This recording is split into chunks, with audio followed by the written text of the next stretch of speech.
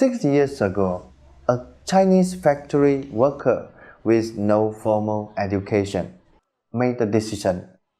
He quit his job and put all the money he had saved over 5 or 6 years into it. That was all his savings. Hello everyone, I'm John. Now, I'm just an ordinary worker putting in 12 hours a day. But 6 years ago, I also took a wild gamble to try to change my fate.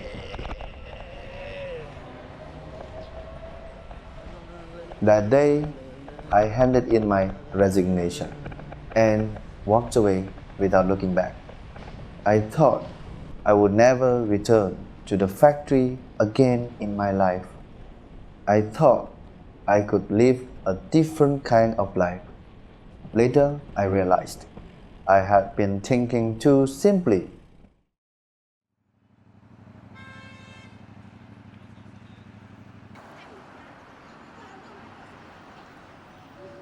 In this episode, I want to share my story about starting a business. I was born in the countryside, and my parents are real down-to-earth farmers. From a young age, I knew that the word boss carried real weight in their eyes. After middle school, I didn't go to high school. Instead, I chose a vocational school. Not because my grades were bad, but because my family couldn't afford my college dream.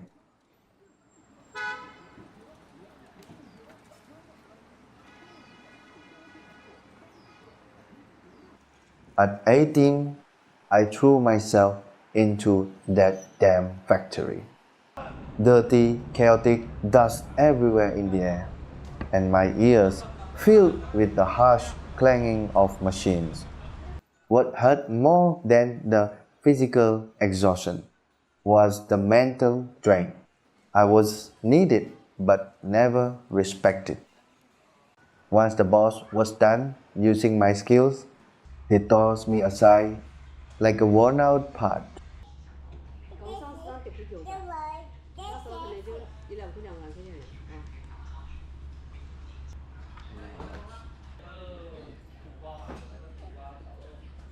I went from a line worker to a technician and then into sales. I handled projects on my own, even helped set up a branch company. But as time went on, I kept thinking about one thing. If I kept going like this, 3 years, 5 years from now, would anything really change?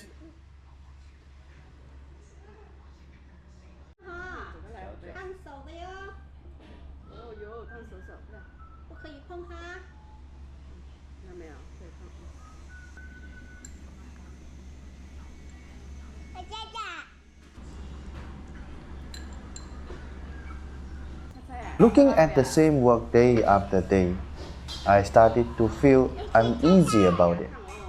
Back then, there was always a voice in my head saying, I don't want to live like this for the rest of my life.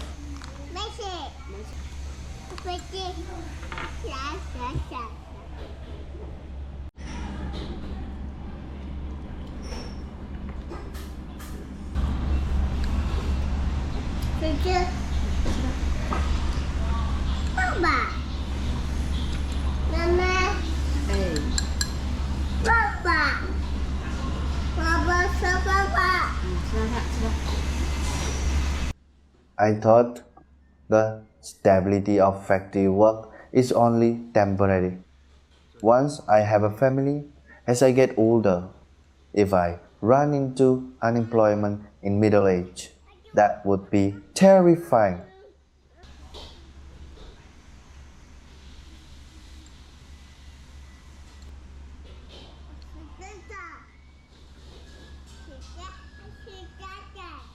As a salesperson, I know very well that one day I won't be able to keep running like this forever.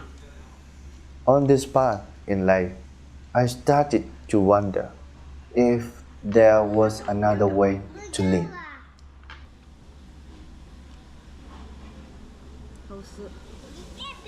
In mid 2019, a former coworker asked me if I wanted to do something together. He mentioned a guy with the last name Huang, also someone we used to work with. But to be honest, I didn't really know him well. I only knew he had been making equipment on his own.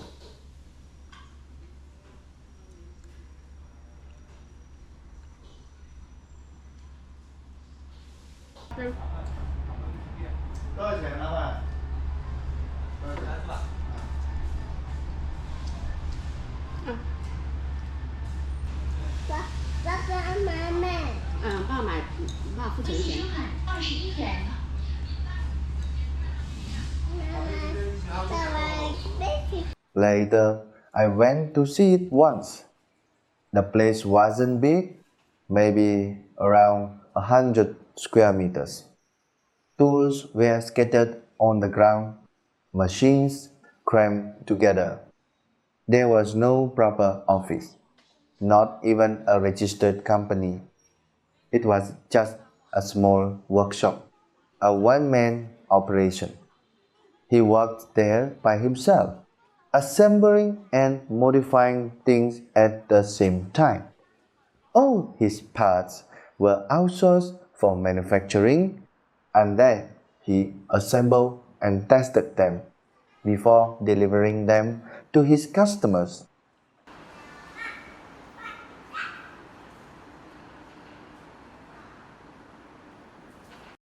I looked at the machine he made.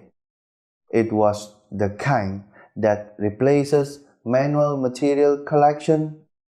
Before, every time a tray was full, someone had to take it away by hand.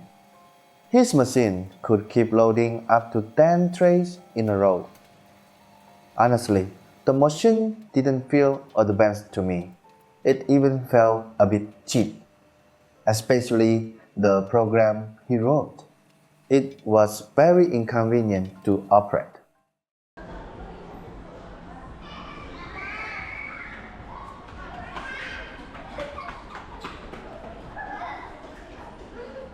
But at that time, I wasn't thinking about those things.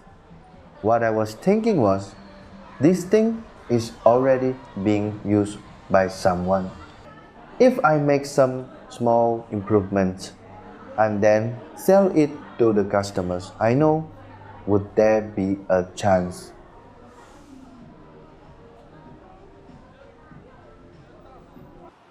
He was alone, but he had the technical skills, and he already had customers using his machines. And me, after so many years in sales, I had at least some connections. My thinking back then was very simple. As long as I made some improvements to this machine and recommended them to the customers I knew, I truly felt this could work.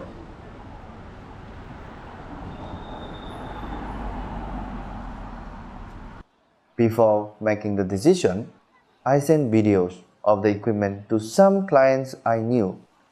They had never seen this kind of machine before. They thought it was a good way to save on labor, and they said there was demand for it.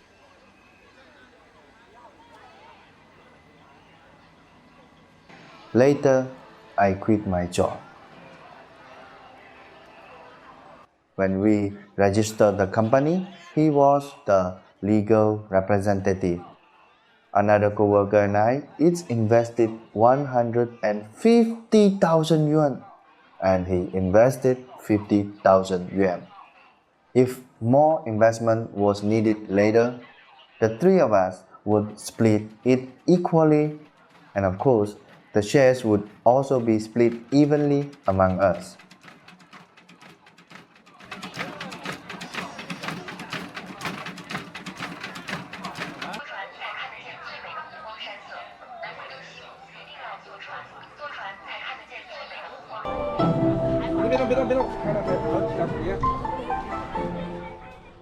I remember it very clearly.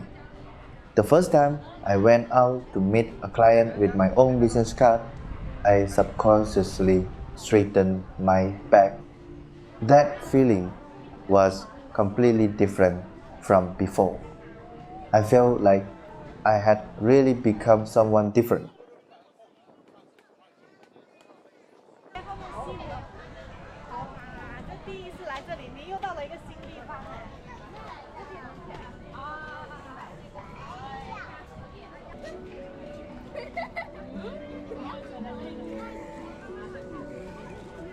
At that time, my thinking was very simple: make the product, then sell it.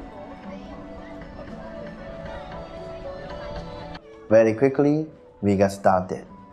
I remember during that period, I was out every day running around, meeting clients, meeting people, talking, eating, discussing business. I was very busy, but I didn't feel tired at all because I felt I was doing something of my own.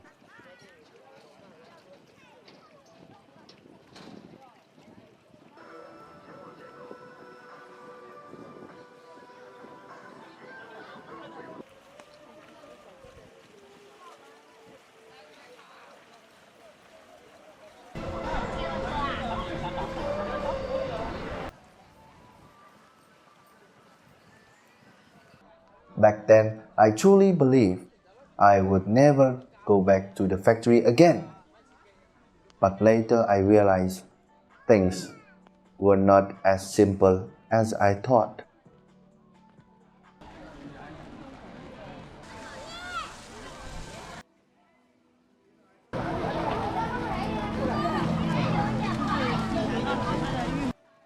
I thought the hardest part was getting started, but later I realized the real difficulty is that you have no idea what kind of road you step onto. 请各位游客不要在桥上逗留，请往前走。等一下玩耍，等一下会摔跤哦。